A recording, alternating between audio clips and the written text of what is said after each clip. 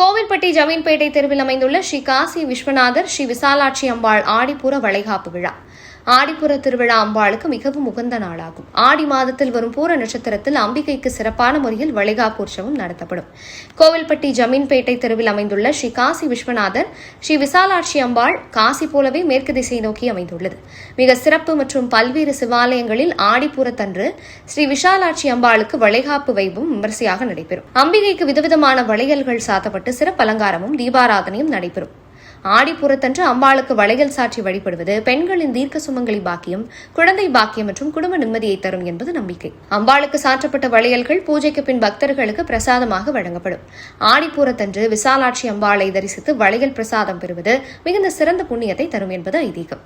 நிகழ்ச்சி ஏற்பாடுகளை வீரமணி சுவாமிகள் செய்திருந்தனர். அனைவருக்கும் வளையல், மஞ்சள் கயிறு பிரசாதங்கள் வழங்கப்பட்டது.